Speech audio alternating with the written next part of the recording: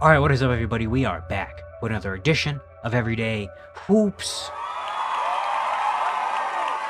Hope you guys are having a good one. Today, got some more Game 3s of the second round. The Timberwolves come out and beat Golden State, take a 2-1 series lead, while the Celtics return and they beat the Knicks to win their first game of the series. We're going to talk about both those games here in today's video. Thank you guys for the views on the videos and the shorts recently. I really appreciate it. If you do like the content around here, consider subscribing, liking, turn notifications to all stuff like that. I really appreciate it. Really upset a lot. We're on the road to 1,000 subscribers, getting closer and closer as the days go on. So all support on the channel would be very much appreciated. I'll link to my Twitter and all that stuff down in the description below. And yeah, don't waste any more of your time. Let's get right into it. So usually I go in order of how the games happen, but I want to talk about the Timberwolves and Warriors first because that's the better game. And then after I'll give my minute or two, whatever, on the Celtic game. But we're starting with Timberwolves Warriors today. The Timberwolves end up winning this game 102-97. They take a 2-1 series lead, back-to-back wins for them. And for the Warriors side of things, obviously, not having Steph Curry, he's not going to return at the earliest game 6, but that's not even really a given. Like, it's a really good Minnesota Timberwolves team who just lost game 2. Like, all the stuff going against you. If there was a game to win, to try to keep yourselves alive without Steph Curry, and if you had any really hope and chance of winning this series or doing something, this was the game. This was the game that the Warriors were supposed to win. Not because it's game 3, not because of all that. The way they played and just the way this game went, if the Warriors wanted a chance to extend this series and do something without Steph and put themselves in the best position, this was the game to win. And it's a heartbreaker of a loss. Where you go the entire first half, you don't make a 3 in the first half, and yet you still take a lead because they were able to kind of be aggressive, get to the free throw line, force turnovers, muck up the game, get to the rim. Jimmy Butler, Jonathan Kuminga were just putting pressure on the rim time after time after time after time. Anthony Edwards had 5 points or something in the first half, 8 points I think in the first half. No one really in Minnesota besides Julius Randle could do anything in this game. Again, now it's reading the first quarter, just a 42-40 halftime. Like, Golden State was out here doing their thing. Third quarter, Ant starts to wake up, but the Warriors still do their thing. Says to Jimmy Butler. Jimmy Butler still constantly attacking the rim. Jonathan Kuminga still constantly attacking the rim, but he starts hitting a couple 3-pointers. Ant starts to get going, but it doesn't matter because Golden State still is winning on the little battles, the rebounds, the turnovers, winning those little battles here. And we get to the fourth quarter, and Anthony Edwards just absolutely sparks up. Anthony Edwards just absolutely says, okay, our turn now, and starts to just dominate this game, hitting big 3-pointers, getting to the rim. Even the third quarter, he was getting to the rim and attacking, and the Timberwolves just couldn't really get much going. Draymond Green fouls out of this game. Draymond Green fouls out with 4:56 left. Draymond Green fouls out. Timberwolves are up 2. In those last 4 minutes and 56 seconds, the Warriors made 5 field goals, and 3 of those field goals came in the last minute when they were already the game was over. So really, in the next 4 minutes, they made 2 field goals. It was a Buddy Hield tip-in layup off a Kuminga fadeaway miss, and then a Buddy Hield 3-pointer. That was it. Jimmy Butler, after Draymond Green fouled out, Jimmy Butler attempted 1 shot. 1 shot. Actually, sorry, 2 shots, but one of them was a 3-pointer with 12 seconds left and the game was already over. So really, he took 1 shot. And that was a layup that I think he tried to get a foul on and he missed. So the last 5 minutes of the game, after Draymond Green went out of the game, it was all Minnesota. The Warriors just couldn't make anything happen. Again, Jimmy Butler only took 1 shot, and that was like the next possession. I feel like that. Draymond was out. Jimmy tried to take a shot. After that, he didn't touch the ball. He was just sitting in the corner the whole time. Jonathan Kuminga took 3 shots in a row, all trying to get to the rim, just trying to make something happen, turn around, fading with shots, and just wasn't really working. It just bad offense the last couple minutes, and that Draymond fouling out really altered the game. You could feel it from the Warriors. It just the lack of kind of like the lack of intensity, and it just kind of drained them, and it was just kind of over. And Draymond wasn't outstanding in this game at all. Draymond hasn't really been that great in this series so far, but just that kind of was like the turning point of the game where I felt like all the momentum just went over to the Timberwolves side. Like, the Warriors couldn't generate really any offense. Jimmy Butler again stopped shooting, even though he had 33 points and was just getting to the rim at will against this team. Just stop shooting the ball. The ball was ended up in Kuminga's hands every possession, and he had to just force up shots. And again, you got to credit the Minnesota Timberwolves. They started really locking in defensively. They started forcing some turnovers, forcing some bad shots. Got some deflections, steals. Anthony Edwards and the Julius Randle. Got to give flowers to Julius Randle. A triple double in this game. He gives you what 27, 10 and I got 27, 10 and 12, 10 for 23. He was from the get go. I felt like in the first half when nothing was really working for Minnesota, it was Julius Randle getting to the paint, getting to the free throw line, rebounding, doing all the little things. And he has been just awesome in this postseason. I made a short about it yesterday. You go back and check that out. But in this postseason, he has just been outstanding. I mean, coming into this playoffs, we've known in the past, Randle's had the kind of, playoff dropper kind of name attached to him. In New York, and his 2 playoff runs in New York, both were not very good at all.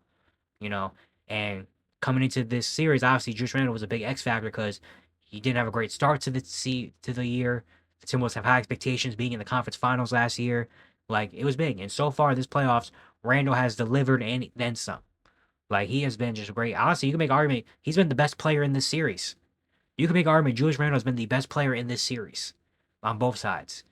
Like, game 2 to 24, 7, and 11, triple-double tonight. It felt like if he doesn't have the game he has today, Minnesota does not win this game. Because he was able to keep them in the game, doing all the little things. He got some big rebounds in this game, made some great passes, played some solid defense at certain points. Like, this is the most winning basketball he's ever played in his career. He was a plus 14 in this game, which is the best in this entire game out of anybody that played on the court. Julius Randle was the best player, plus minus wise. Like, he was awesome. Obviously, Anthony Edwards stepping up late. Jaden McDaniels hit some big 3-pointers in this game as well. Rudy Gobert hit some free throws in this one that were huge. Naz Reid gave you some solid minutes. And yeah, I mean, for the Warriors, I mean, this is a tough one to lose where, you shoot 40% from the field, or 40% from 3. You win the turnover battle. You force 18 turnovers. You get 30 from Jonathan Kuminga, 33, 7, and 7 from Jimmy. You get 63 points combined from Butler and Kuminga. Like, Anthony Edwards doesn't have a great shooting first half. The Timberwolves don't have a great 3-point shooting game. The bench didn't really provide anything at all for Minnesota. It's like, this was, if there was a script to draw up for a win for the Warriors, it would be this type of game where no one on the bench in Minnesota steps up. You win the 3-point shooting battle. You win the turnover battle. You get 30 from someone off your bench. You get 33 from Jimmy Butler. Like, this was like the perfect kind of scenario. It's a gritty, grinded out game where both teams aren't shooting the ball super crazy. Like, this was like the game to win if you're the Warriors. And to not be able to win this game, that might be the series right there. That might be a little bit overdramatic. Obviously, it's only 2-1. They could come out next game and win, and this changed everything. But again, if there was like a script of what you'd want for the Warriors to win, this was it right here. This was the game to win. You're in control for a majority of it. Minnesota did not play an excellent game. You got John Kuminga will probably never have close to 30 in this series for the rest of the series. Like, it's just a very, very tough one to lose if you're the Warriors. Minnesota, shout out to them getting a win. This is why you have star players. Julius Randle and Anthony Edwards have been awesome in this series. You lock in defensively. You get to the foul. You get to the free throw line. You be aggressive. I felt like early in the game, the Warriors were the ones being the aggressors. Late in the game, Minnesota said, okay, we're going to go aggressive too. And get to the rim. Jamie Daniels, get to the rim. Julius Randle, post up. Rudy Gobert, go and dunk. Like, we're going to get to the rim then.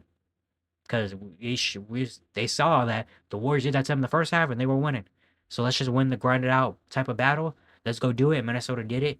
2-1. I expect them to have a better game in game 4.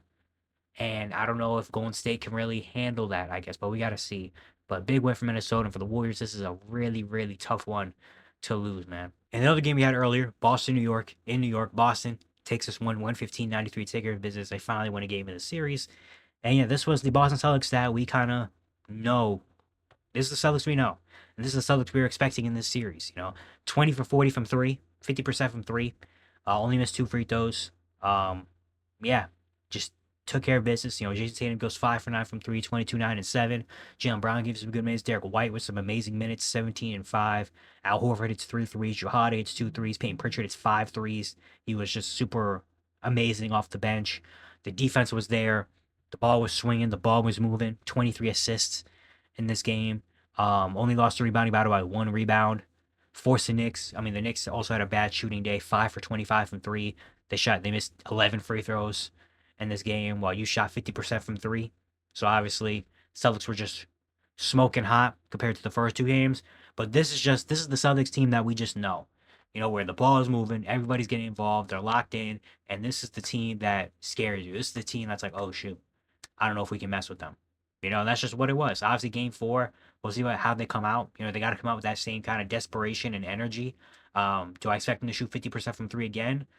Maybe not, but I still would like to expect this team to play with that same intensity, keep the ball moving like the way it's been moving, everybody getting involved, and for them to play the defense that they were playing. They played some great defense in this game. Jalen Brunson, I feel like, wasn't really a huge factor, even though he finished with 27 points. Yeah, OG Anunoby 1 for 6. Mikal Bridges didn't really shoot the ball a lot. Again, the 3-point shooting was just, 5 for 25 from 3 is just really bad. I don't expect the Knicks to shoot 5 for 25 again from 3 again. Next game, I don't expect that. But yeah, there's not really much to say about this game. This game was kind of over in the middle of second quarter. You had to watch the third just in case, because you saw the first 2 games, but you could tell the Celtics, this was a different Celtics team than we saw in the first 2 games. This was a different type of energy that the Celtics had. They're going to have to keep this energy for game 4, tie the series back up.